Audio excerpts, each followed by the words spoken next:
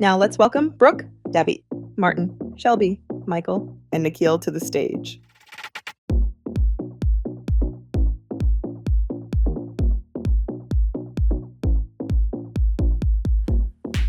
Well, hello again, everyone. It's great to see you. Thanks for coming.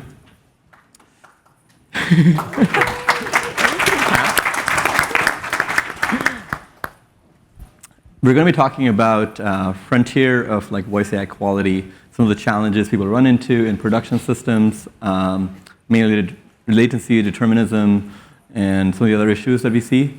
Among us, we have a great group of experts who are day in, day out, putting voice AI out there.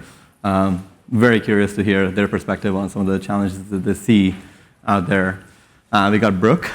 She is the founder and CEO of Coval. They're the leading evaluation platform for voice agents. Brooke, you want to say a little wave, like a queen's wave? We got Davit. He's the founder and CEO of Krisp.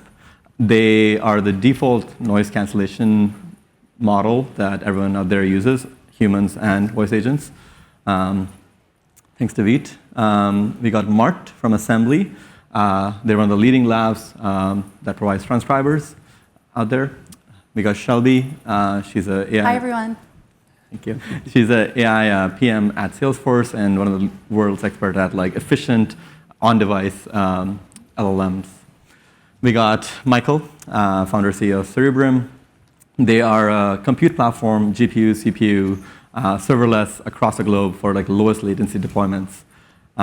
Cool. Well, why don't we kind of start off with what kind of deployments do you see, and what does voice AI look like? Today, maybe Brooke, we'd love to hear your perspective on what do you hear most from your customers.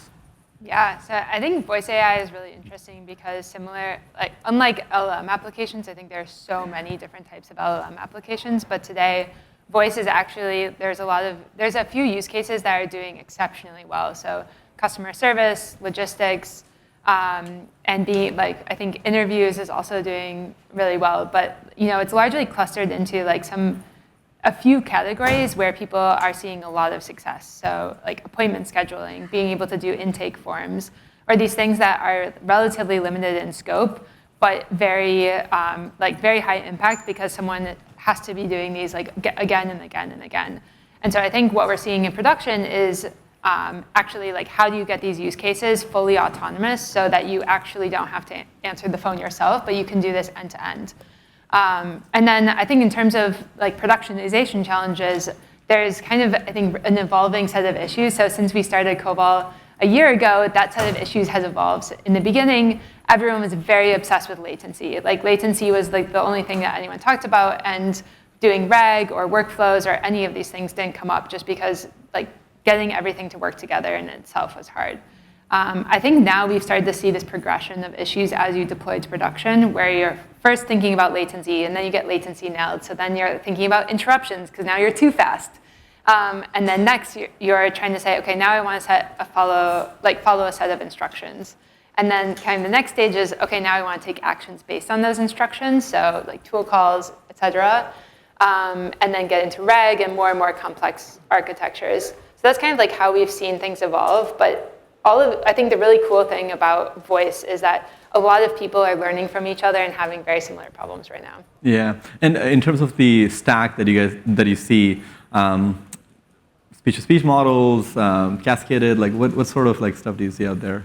Yeah, almost I think everyone today is building on cascading model, cascaded architecture, because it gives you a lot of controllability over your system. So you're able to have a lot more controllability of what tools are being called, what workflows are following. I think where we see speech-to-speech or real-time doing really well today is interviews or AI coach, or these places where it's very conversational and relies a lot on having that signal and full end-to-end capability. I think it'll be very interesting to talk about different challenges with different approaches too. I bet the quality issues are different with them. That makes a lot of sense. So I guess it seems the most deployments people see would be cascaded systems, trying to do appointment scheduling, maybe collections. You mentioned customer support. when people complain about latency, I guess still, what sort of issues come up, Michael? Like, maybe you've talked to a couple of people. I'm sure they come to you for solving latency. Why is latency still a problem? Yeah. I mean, it seems like the typical architecture that our customers go to with the cascading model is everyone starts off in their journey hitting just APIs. So DeepGram, OpenAI, and then like Cartesia or Rhyme or others. And then from there, typically customers would experience about a second to a second and a half. And it just doesn't feel like a natural human conversation, which I think is the first kind of irritation that customers get because they know it's a bot. I think all of us can remember irritating bot interactions we've had. And typically most of this comes from that kind of LLM portion of that cascading model, typically about 700 milliseconds. So what customers typically do is as they grow in their scale, they typically move to like a self-hosted, Fireworks or Together AI inference endpoint. And that usually reduces latency. But the thing about latency is it's all about clustering things as close as possible together across the entire stack. So as customers get more educated and they get bigger scale, they start self-hosting all of these models. So when you self-host an LLM, you can get your time to first token down to about 200, 300 milliseconds, but there's a concurrency and input token trade-off that you have to go through. We then see customers self-hosting, DeepGram or Rhyme or other models like Whisper or many others that are out there. We've been chatting to Assembly about potentially helping them with that. And that really reduces latency down to about 500 milliseconds end to end.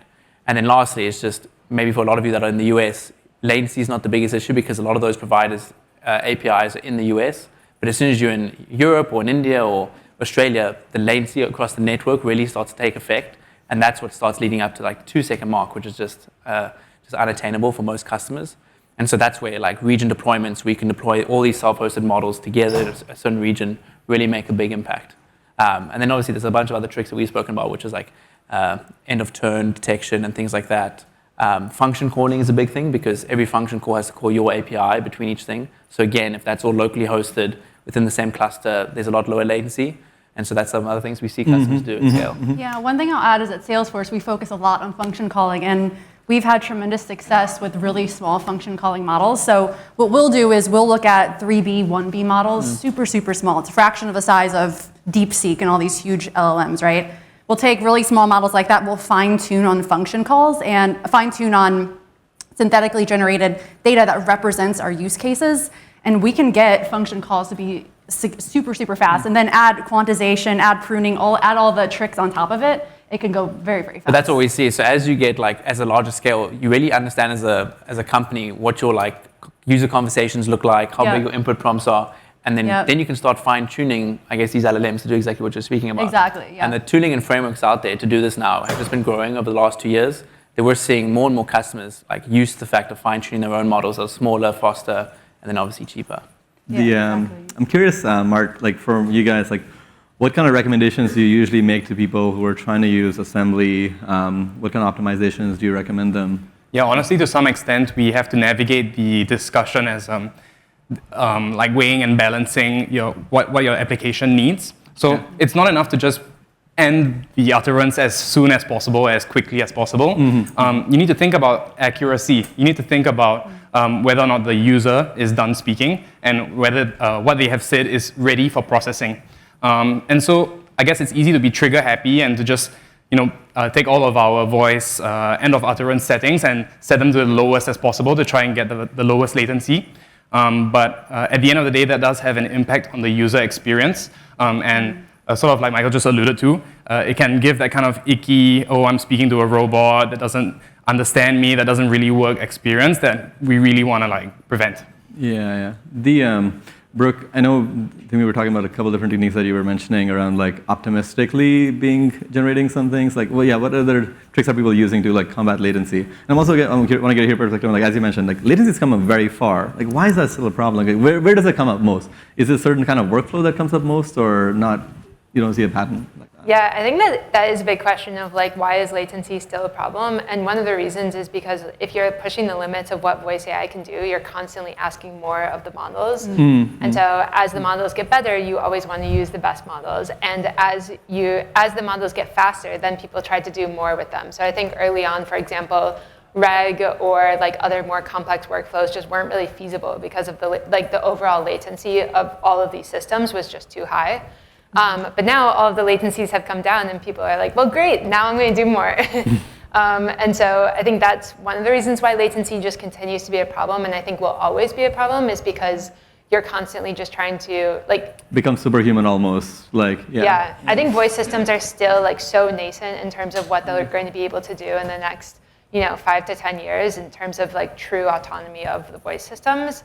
I think today it looks kind of like a robot with some servo motors, and I think we're very far away from a truly autonomous car or autonomous robots. But voice systems could do this, and that kind of leads into what are some of the latency architectures. Again, today people are using cascaded systems where it's a speech-to-text model, and then change with an LLM, and then a text-to-speech model. That's the kind of MVP of a cascaded voice architecture today. But you can get really interesting, complex architectures very quickly. So can you start to have models executing in parallel, and whichever one comes back first? That's a very naive, expensive way to get lower latency, but then you can start to remember, okay, what was the fastest model that I've seen recently if I have really high call volumes? Or can I start to do predictive speech generation, for example? So as someone's finishing their sentence, I kind of know what they're going to say next, and so I could probably give you some response back to that. I think that's actually one reason why DeepGram's new launch of the Flux model is interesting, because you can now start to see predictive, or as you start to have true streaming, same with Assembly's streaming model, you can start to have predictive speech generation even before someone's finished, because you can say oh, I think that this is I'm pretty confident that this is a transcription and it's about to end, so I'll just go ahead and start loading in some data or loading in different things. That's how Instagram was able to get their latency really low in the beginning.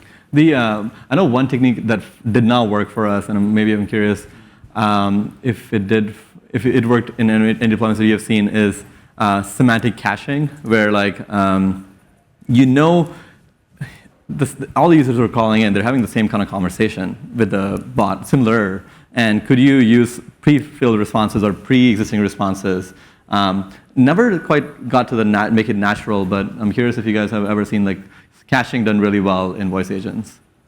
I would say in the KV caching of LLMs, probably. Yeah, sure. Yeah. Semantic caching, I think, was a cool phenomenon when it came out, but we never saw it in production, really. Yeah. And then KV caching kind of takes advantage of that in LLMs, really. Which is so interesting because, when you think about computer architectures, the way we got latency down in computers is all caching all the way down. So it's more complex caching architectures, but nothing in voice agents that I've seen made caching work. I think TTS is probably the easiest to do caching on, because you. Especially in voice systems, you're often saying the same thing over and over. Hello, how are you doing? I can book an appointment for you. How are you doing? Or hello, welcome to Coval. How can I help you?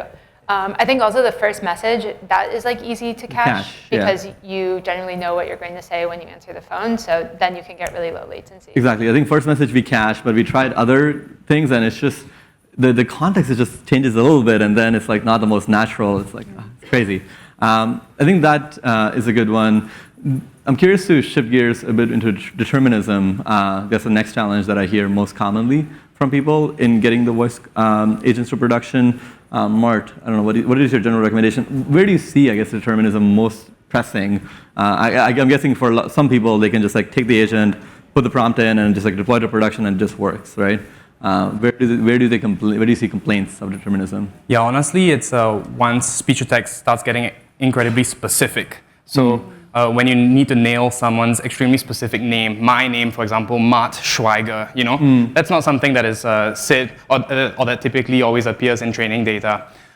Something else that also comes to mind are just industries. So for example, in F&B, legal, medical, once you start having very technical, very long, difficult to pronounce terms, and also adding on to that also the user and how they pronounce things, their accent, it leaves you with a lot of things to think about, and slowly you can start to see the model, perform poorer on these terms. And use cases where transcribing those words exactly are crucial. To deliver a good customer experience. That's where we sort of start to see more complaints nowadays. And what we typically recommend is, of course, using key terms prompting to kind of tell the model beforehand, these are words that are likely to appear in this conversation. We've also seen customers run LLMs to kind of polish up the transcript once it comes. But again, that brings up the latency discussion, the cost, right? I guess at a high level, it gets me sort of thinking whether the cascading architecture is an accurate reflection of how humans have conversations. So you guys are listening to me now, you have no idea what I'm gonna say. Maybe you might butt in, you might have something to add, something might come to mind, you might remember something that you heard recently, and we're trying to get these machines to emulate that human experience. And that's why we have all these sort of workarounds. But I'm wondering if it's inherent to the architecture. Because it's cascading, because it's sequential, and that's not how humans work. That's why I guess it has it doesn't feel genuine, it doesn't feel human. I think something that's really interesting is actually how self-driving systems work. So my background is in self-driving, and I was previously at Waymo. And the self-driving systems are architected so that all of the different models are all working in parallel together. And they're all like relaying events about the world in like comms messages or like messages that are published to everyone else. So they'll say like, I hear a siren, or I see a person, or I'm perceiving like, I think that this car is going to stop. And other models can then subscribe to those different messages. And I think that this makes a lot of sense, is like being able to have the different models communicating in more synchronicity would be really cool. Yeah, it makes sense. And then I think the determinism thing, to me, maybe one reason I've heard people get name's a good one. They need to, like when someone is calling in to book an appointment, you need to get their name right so you can put it correctly in the system of record, right? Or to look up correctly. So that is very tricky, and like, yeah, usually a lot of pressure on like speech to text and text to speech. I'm curious. And I'll also add there's pressure on the function calling as well. We want the function calling model to be robust to at least some of this. Yeah. So we don't want to only just train our function calling models on the most clean data. We want to add in the type of variety that we'll see in the real world, the misspellings. So the function calling model is also ready to handle this type of messy data. That's a good one. And that's what I'm curious to get into, like LLMs. Like where is LLMs not meeting the bar for determinism? I don't know if you hear, like when people are fine-tuning, what kind of sort of things like doesn't quite work, you see? To be honest, anything outside of English, I feel like is not meeting the bar. Yeah. In other languages. But in terms of English, I would say function calling, still a lot of people have a lot of issues with. They have to like get a lot of work to actually do it, to get it to call the right workflows. Especially the longer the context window gets. Like the one thing again is context window is going to slow your latency down. Yeah. So what a lot of our customers do is like they have a long context window and then they pass it to a model to shorten the context input for the next like cycle, and then it like just gets less accurate. Yep. And so I haven't found like one model works well for all use cases. Typically we have customers.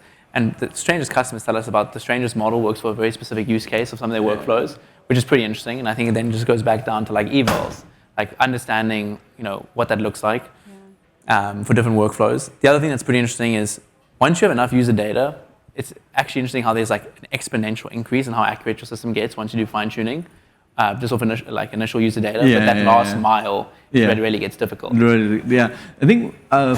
One way that I've also seen or heard people is like using like multi-agent architectures where you start to offload some of the load from the big agent, like a big system prompt, because then the agent goes off the rail too easily to like find ways to like pull things out. So in this scenario, I think we had a customer who was doing scheduling. They got scheduling working, rescheduling working, cancellation working, but now they wanted to do account management. And for that, that was just too much. Like then you start getting deterministically like hard, and you want to split that up. So multi-agent architectures, I'm curious, like what have you guys seen work in production, if anything? Shelby, I don't know, you were nodding something that's on your mind. Yeah, I was nodding actually what you're saying about this challenge of picking the right model to begin with. On one hand, we can say, pick the smallest model, but then that small model is not nearly as robust as the big ones. It can only handle certain cases, so it can only be used in such a small scope. Then we say, okay, make the model larger. Then we're taking in latency, right? So it's such a hard problem. It feels like an endless balancing act of like cost, latency, performance. And actually, all of these problems, I think, triple when we think about getting this on device. That's another area that's a frontier of voice. I think these guys are hoping we have some answers for them. Yeah, I'm just kidding. Yeah. I don't know, but have you guys seen any multi-agent architectures like work in production for people or not quite? Yeah, I think there's kind of two ways of doing, or multi-agent I think can refer to two different things, which is one, you have like one agent that's kind of picking from a bunch of other agents, or two, you have like multiple agents running in parallel. And I think we've seen both actually, like in production for voice. So for example, you might have a scheduling assistant that it has the main scheduler, and then there's one for canceling an appointment, booking an appointment, rescheduling an appointment, and that helps just focus the LLM. It gets a little bit less distracted. Or you can also have background agents. So like as you're running, you have like one agent running, and then you might have a slower but like more intelligent reasoning model saying like, is this conversation going somewhere? And then it can intervene as you go. How do you see that people tie that in naturally? Like, is there techniques that you have found to like make sure you can easily imagine the frontier agent is talking and then the reasoning agent just cuts it off? That is probably not a great experience, right? Totally. Yeah, I think this is where like we're starting. I think now voice is getting good enough that you're actually starting to have to think about voice UX. Before people are like, okay, can we just get a response? Is like step one. Fair. But now people are starting to say like, okay, should I say, hold on a moment while I check that? If you intervene, say like, actually, let me change my mind on that like, for the next response.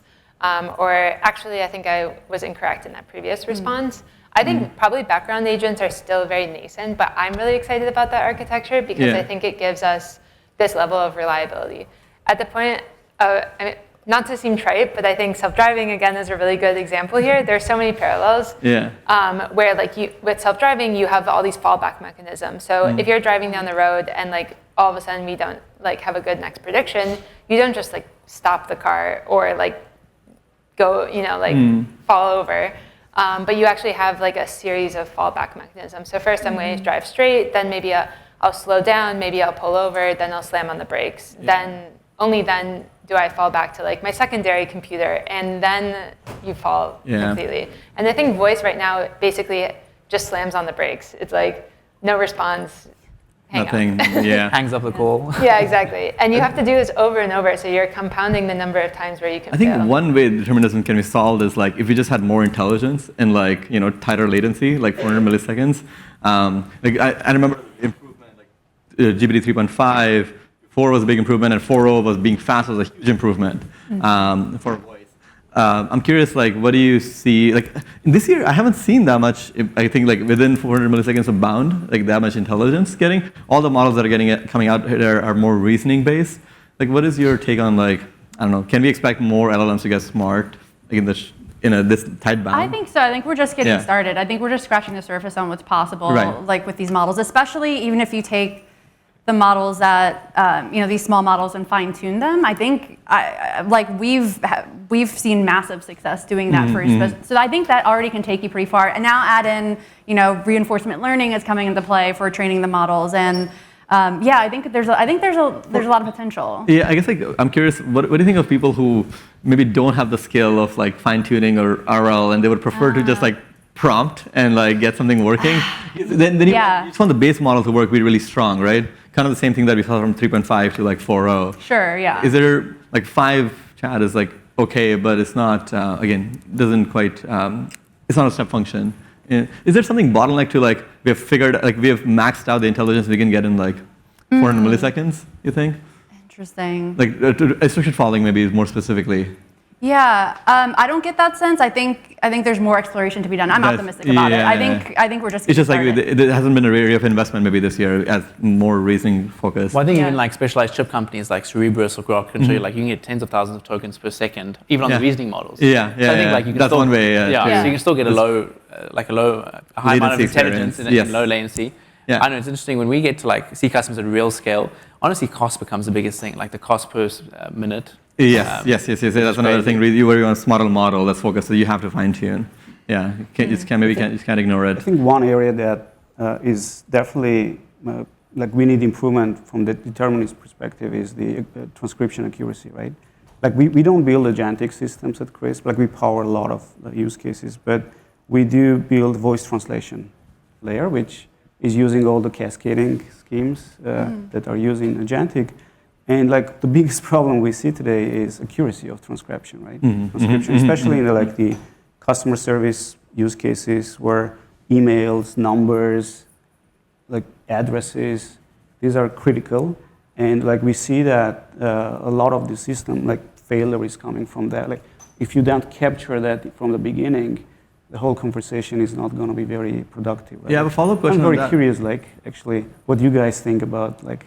Do you see the same kind of issues? Is that only like translate? Is it only us? I think the transcription is a big issue. That's what Martin was saying with like the the names as well. But I wanted to get your opinion on like, I think you have a unique vantage point being like being the default like noise cancellation and providing audio models to like all the BPOs and human call centers, also for voice agents. Like when and I bet like a lot of people here, they are trying to build voice agents to the quality bar that can get into those call centers and VPOs, right? What other things like do you hear like from these VPO leaders, like when they want to buy voice agents, like why to them, like what's holding them back other than like latency determinism? What other things are top of mind for them? Sure. Yeah, as you say, like we are in the middle of, like most of the sort of product traction we have is in the human-to-human conversations, right? Like noise cancellation, accent conversion, translation, and so on, and in the call center space.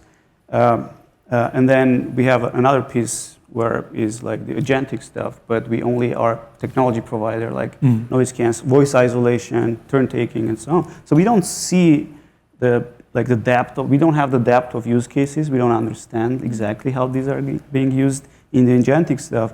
But in the BPOs, where we have a lot of sort of business, I think going back to my question, actually, it all starts with transcription, right? Like of course, for human-to-human sort of use case, like if your transcription is not top-notch, like you everything's going to fall apart from that. Yeah, because there is a human involved, and they will see, like they will correct, and so on. But in particular for translation use case, if you don't capture these like numbers properly, the whole use case is going to be broken, right? And that's what's holding actually right now. I think that's the bigger problem that we see. I'm very curious about is that the same in the agentic space? Because it's the same technology, it must be the same, right? Yeah. And if a user is interacting with the system and it just didn't capture the beginning of it, like how can that conversation be productive, right? Yeah, I guess today we are at over 91% accuracy, but the real problem is that last 9% is like someone's email, it's someone's phone number, it's maybe even something more problematic like their prescription, I wonder if, to get that to 99%, maybe 99.9%, what we really need is a way to give these models context. So if the speech-to-text layer knows that this is a medical conversation, or if they know, this is this person's phone number, we were able to fetch this data from our CRM, this is their name, this is the country where they are based. I wonder if, a multimodal approach where the model sort of has all of this information beforehand can, sort of bring us in the next step or the next level of SET accuracy. I think there is probably some juice to be extracted on voice quality, because for a lot of times, these people are in rain or there's a baby in the background, and that's where a lot of maybe 2%, 3% of that is, and then part of it is probably context. But curious to get your guys' perspective. You can also do post-processing. What we do is we see a lot of customers kind of do analysis on calls depending on how accurate they think it is. So I can make an appointment for you, and it's cool. Does someone want to listen as a human either to this recording, or we would use a different pipeline to verify that the information is correct that the agent entered in the first place. So that's something that's interesting we've seen. And again, we see most calls are 85 to 90%, depending on the use case. It differs really. And so that last 10%, there's a lot of alpha in post-call QA. Yeah, and if you're already automating so many of your interactions with these voice agents, you're already saving so much time that all your human agents you still kind of have active in your workforce. And so a lot of the BPOs we work with, that's exactly what they do. And so it's not a big issue for them. Again, just going back to what you were saying previously about what BPOs struggle with. Cost is number one, because that's always a competitive advantage for BPOs. Yeah. Two is then data residency. Who are the customers they're serving and where's their data sitting on these call centers is a big thing. So those are the two biggest that we see at least. Yeah, honestly, once you deploy into production, it always amazes me what our customers and their customers are up to. So just sometimes you get the strangest requests. It's someone is running their leaf blower and is transcribing. It's on the phone while on the lawn, doing their lawn work, and there's no training data for that sort of thing. David must have training data for that. Yeah, exactly. Right? Leaf blower in the background. Yeah, that's interesting. So we do I think we cross 1 billion minutes of agentic sort of traffic per month, right? Yeah. So we have But the thing is, we don't see how this like what are the use cases here, right? Like they span from like B2C, like you just chat with your AI, where maybe accuracy is not that important, like numbers, the accuracy of numbers. And then there are like huge call center use cases, obviously, where it's critical to capture that, right? I think that's sort of the framing of like our topic today, the hardest problems. I think it depends on the use case. Yeah, Right? yeah. Like That's in the true. B2C, like latency is so important. Yeah. Latency, emotion, and engagement is so important. yeah. In the call center space, I mean, it will become important at some point, but that's not critical. Like you're frustrated, you call Fast in, enough, you want your problem to be solved, right? And if it doesn't understand the numbers, like Determinism is a lot more so important. it's yeah. Yeah, or multi-turn accuracy is important depending on what the context. Yeah. Yeah. For business use cases, probably that matters a lot more. Yeah. I want to make sure we have space for some audience questions. So why don't we take some audience Q at this point? Go for it. Yeah. Are we solving for engineers and the smart people and not for actual customers? Because if I call the call center, it's like, oh, sorry, my computer is running slow today, and there is latency in humans as well. Yeah. Like, Yeah. why can't we add something like that that will solve some of these problems? Look at the slow human and learn something. Make sure I'm understanding your question. I'll be repeating every question, by the way, for the audience. Your question is, why are we so obsessed with latency? Yeah. Like, Rather than trying to make it faster, Make it more accurate. make it more accurate, because that's what customers Let's care about. Yeah. You want to go, Brooke? Yeah. Yeah, this is something that we see where you don't necessarily have to solve latency by making things faster. You can make, like to your point, you can make things feel better by saying like, let me just check on that. I'm just looking up your records, and now I'm like seeing that you do have in fact a record, but blah, blah, blah, and you can kind of talk people through. That also helps a lot with like, why is this not working? Because you can have your system say, that's strange, like I'm not finding your record here, like let me get a friend to help. Or like you can do like really good, I think there's a lot of UX techniques that we're seeing people now start to incorporate, as well as I think to the point of phone numbers, like can you start to structure the dialogue that's actually agentic friendly? So when you ask someone for their phone number, you ask them for their phone number, and then you know they're about to say their phone number, so now can you use a different model for processing that next response, and then go back to your more like autonomous agentic system for the rest of it. send a link and say, ask them to type it, right? Like, why take the risk of understanding that? Send them a link and say, like, hey, can you go and type in your phone number or your SSN, whatever on the phone? I want to make sure I cover ground, if that's okay. Yeah, but that's a good conversation to have. Let me just do a quick cursory look. Go for it. Yeah.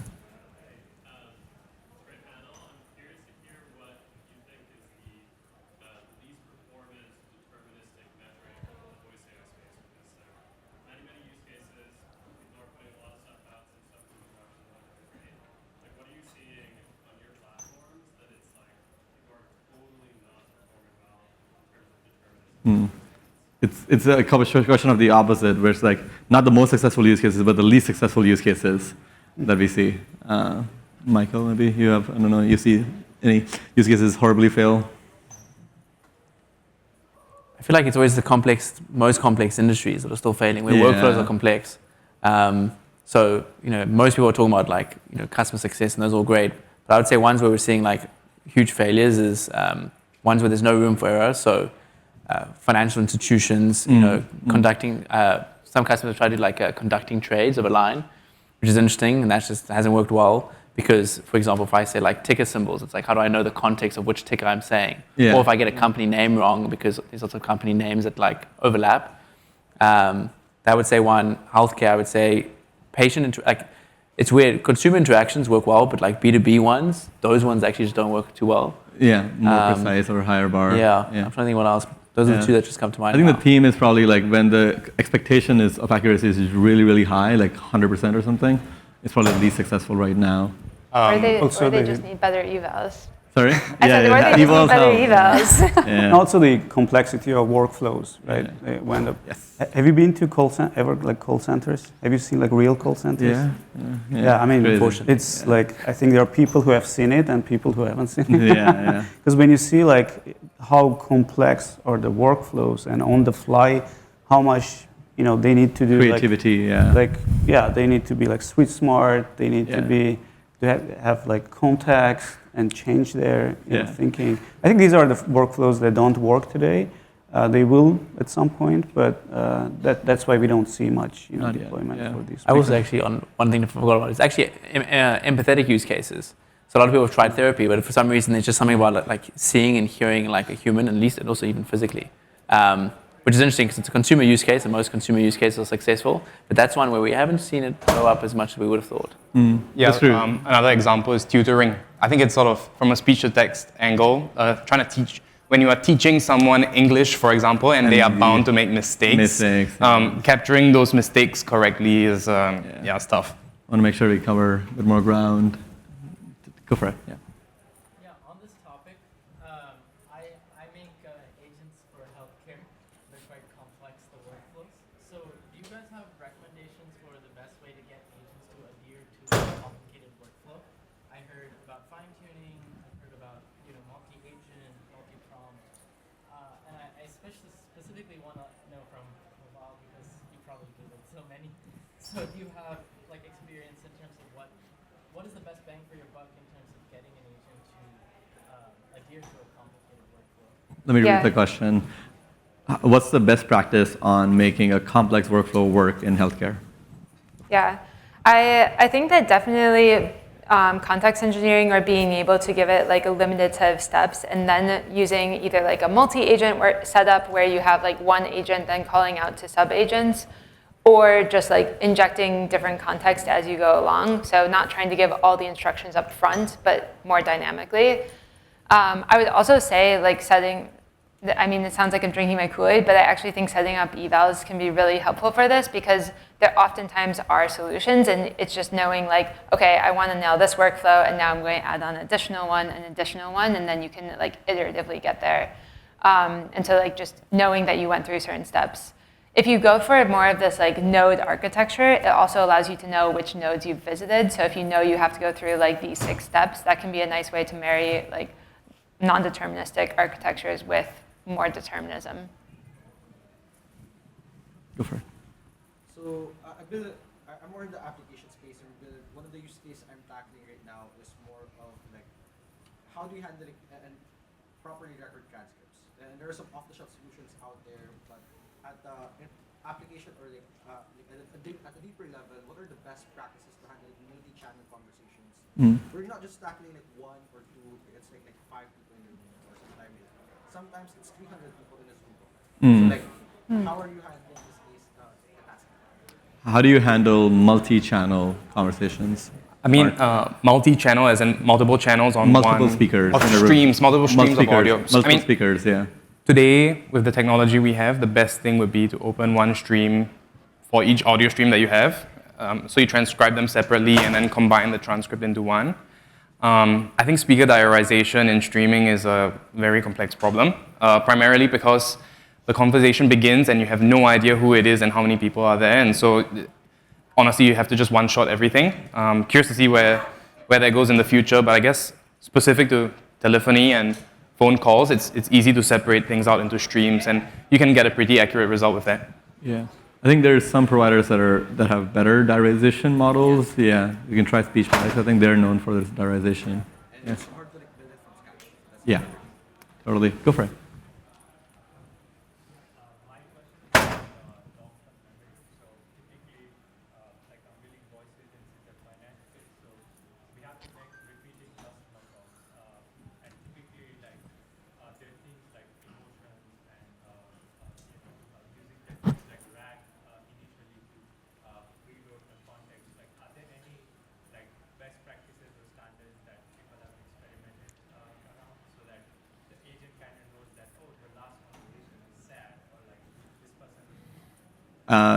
Let me make sure I'm going to read the question. The question is, what's the best practices around agent context and memory?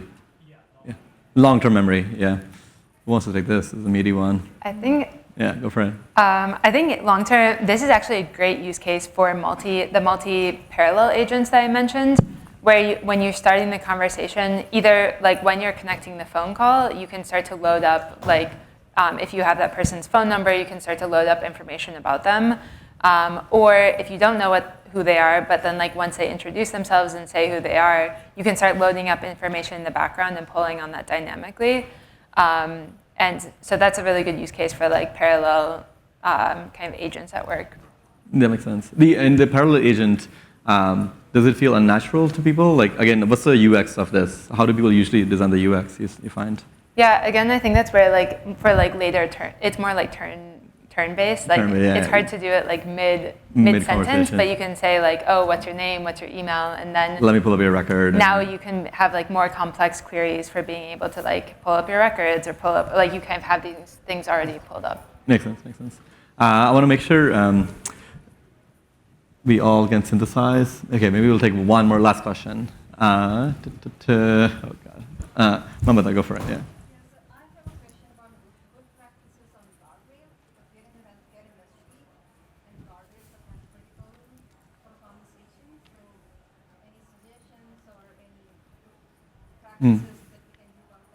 What's the best practices around guardrails? Go for it, yeah. I can take this because I guess it's related to evals. I feel like it took out the questions. Sorry, guys. I think, guardrails definitely are really hard with, even harder with voice than they are with LLMs because, again, latency and being able to condense everything into speech. I think you can do like smaller models for like low pass filters of saying like, okay, we definitely don't want like these things to happen. Alternatively, like I think something that we see, I don't know how successful it is because ultimately your agent isn't going to be very autonomous, but is you can tool call into more deterministic flows, or you can have more deterministic flows into LLMs. So like kind of combining those two in some order can bring more determinism. And then lastly, again, apparently I really like parallelism today, but you can have like parallel agents that are saying like, is this conversation going off track? And again, you can use like smaller models for having the conversation and larger models for making sure like, okay, this is an emergency situation or this isn't like doing periodic checks for really high sensitivity issues. Cool. Well, I want to kind of try to wrap this up. And I'm hoping, we've talked about, I think, a lot of techniques today, like maybe like 15 to 20 different techniques for latency determinism, just because voice is like interestingly like death by a thousand cuts. And it, as David was saying, it's very use case dependent. I'm expecting that a lot of you already had known a lot of techniques, but maybe like one or two were new to you.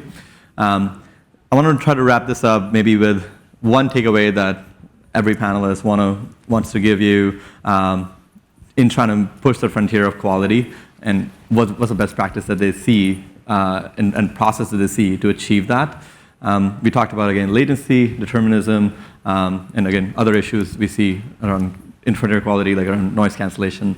But yeah, why don't we just go around and like maybe say like a sentence or two on like what do you hope everyone can take away from the talk?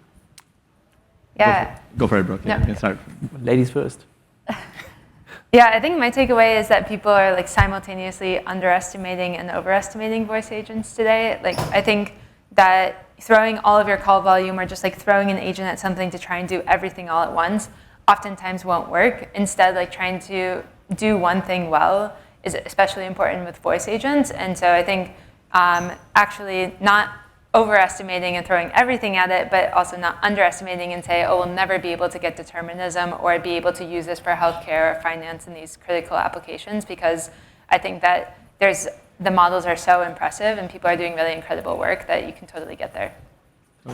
Davit? Yeah, I think it really depends on the use case, right? It's hard to give a generic advice because it really depends. But if the use case, if accuracy, like at least the use cases we have, accuracy is so important. So focusing on the quality of the audio and transcription, I think is like very important step if you are in production, right?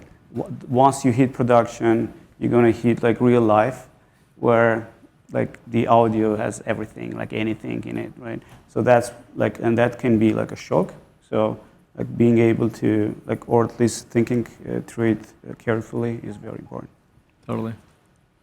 I don't know if, Brooke, it was because you mentioned Waymo, and I happened to take my first Waymo ride yesterday, and it was just a delightful experience. But I think I want to say that we are so early, and models are about to get way, way, way better. And so I guess it's while I guess we're really excited to build new things, and I'm so excited by the many use cases I've been hearing about today, really we're early, and voice is the future. And so I'd say pick an accurate model. The foundation is really speech to text. And I can't wait to have that I can't wait for everyone to have that Waymo moment that I had yesterday, regardless of their use case, be it medical, legal, F&B, and so on. Mm-hmm. Mm-hmm. Yeah, so great to be here, everyone. So one thing I want you all to keep in mind is, these voice AI systems, it's a compound AI system. The brain is the LLM. So remember that. Use that as a lever, a way, keep that in mind. You can optimize the LLM. You can reduce the size of the LLM. You can do all these different tricks to make sure that step is accurate and fast. So, moving forward, keep an eye on function calling capabilities for LLMs. It's going to take your voice AI systems pretty far. Thank you. Yeah, I think for me, it's, I know with voice AI, obviously it's a phenomenal medium, and I think it's, the impact's incredible, but I also don't think people shouldn't stray too far thinking it differently from any other software engineering cycle. You can't improve what you can't measure. Constantly iterate, make sure you're on architecture that is malleable, that can scale, that's cost and performant, and kind of treat it as any software product problem, to be honest. So, yeah. Wonderful. I think that's it for today. Well, thanks for coming, everyone. Hopefully they took something away. Cool. Thank you.